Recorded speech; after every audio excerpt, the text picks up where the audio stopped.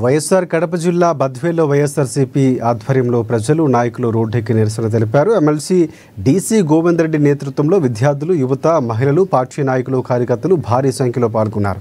Badvel town NGO కాలనీలో దివంగత నేత వైఎస్ రాజశేఖర రెడ్డి విగ్రహానికి పూలమాల వేసి ఘన నివాళులర్పించారు. అనంతరం అక్కడి నుంచి ఆర్టీఓ కార్యాలయం వరకు నిరసన ర్యాలీ చేపట్టారు. ప్రైవేటీకరణ రద్దు చేయాలి, ప్రజల ఆస్తిని దోచుకునే కుట్ర ఆపాలి, చంద్రబాబు వంచన అంగీకరించము అంటూ నినాదాలు చేశారు. ర్యాలీ అనంతరం ఆర్టీఓ కార్యాలయానికి చేరుకున్న నాయకులు, విద్యార్థులు, మహిళా సంఘాల ప్రతినిధులు కలిసి ప్రభుత్వానికి వ్యతిరేకంగా బహిరంగంగా తీర్మానం చేశారు. కూటమి ప్రభుత్వం విద్యార్థుల కళలు కాలరాస్తుందని మండిపడ్డారు. కాలేజీలు పీపీపీ విధానంలో దారాదత్తం చేయాలనే కుట్ర చేస్తుందని ఆరోపిస్తూ ప్రజా ఉద్యమ రూపంలో భారీ నిరసన కార్యక్రమాన్ని నిర్వహించారు. 175 నియోజకవర్గాల్లో కూడా మా పార్టీ తరఫున ఈ మెడికల్ కాలేజీల ప్రైవేటీకరణకు వ్యతిరేకంగా మేము చేసిన ఈ కార్యక్రమం నలుమూలల నుంచి పార్టీయే కాదు ప్రజల్లో కూడా చాలా ఆదరణ వచ్చింది. దానికి కారణం ప్రతి ఒక్కరి మనసులో కూడా ఈ ప్రైవేటీకరణ, వైద్య విద్యని ప్రైవేటీకరణ చేయకూడదు అనే వాళ్ళ ఆలోచన మెరుగ్గా కనిపిస్తుంది. ఈ విషయాన్ని ఈ కూటమి ప్రభుత్వం గమనించి ఈ ప్రైవేటీకరణ తక్షణమే ఆపేయాలని మేమంతా కోరుతున్నాము.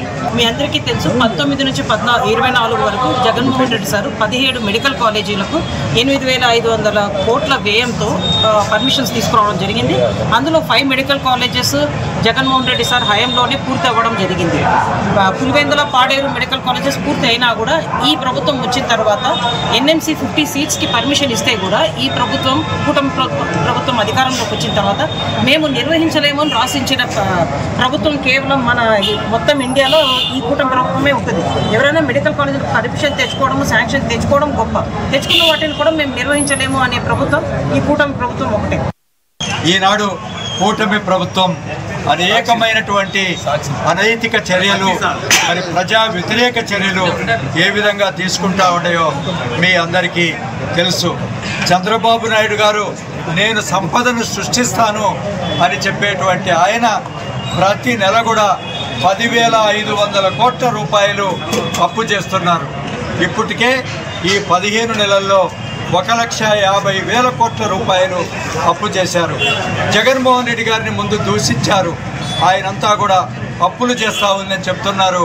కానీ చంద్రబాబు నాయుడు గారు 10,500 కోట్ల రూపాయలు ప్రతి నెల అప్పులు చేస్తున్నారు. చంద్రబాబు నాయుడు గారు 15 సంవత్సరాలు ముఖ్యమంత్రిని, తాను 50 సంవత్సరాలుగా రాజకీయాల్లో చక్రాలు తిప్పుతానని, కేంద్ర ప్రభుత్వంలో ముఖ్యమంత్రులు, ప్రధానమంత్రులను కూడా చేశానని చెప్పి ఈరోజు నేను కేంద్ర ప్రభుత్వంలో చక్రం తిప్పుతానని చెప్పినటువంటి ఆయన ఈరోజు ఒక్క మెడికల్ కాలేజీని కూడా తీసుకురానటువంటి దుర్మార్గుడు జగన్మోహన్ రెడ్డి గారు.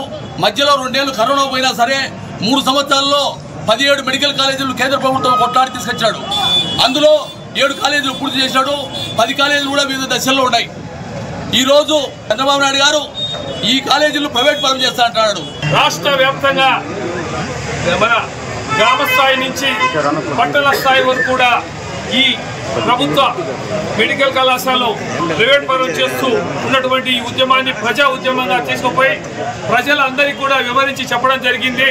మనం ముఖ్యమంత్రిగా ఉన్నప్పుడు జగన్మోహన్ రెడ్డి గారు ఈ 8,649 కోట్ల రూపాయలు శాంక్షన్ చేసి 5 మెడికల్ కాలేజీలు ప్రారంభించి 2 మెడికల్ కాలేజీలు ప్రారంభ దశలో ఎలక్షన్ గొడవలు ఆగిపోతే దేశ చరిత్రలోనే ప్రభుత్వం, సెంట్రల్ గవర్నమెంట్ శాంక్షన్ చేసినటువంటి సీట్లను రద్దు చేసిన చరిత్ర ఒక్క నారా చంద్రబాబు నాయుడు గారికి దక్కుతుందని కూడా మీకు తెలియజేస్తున్నా.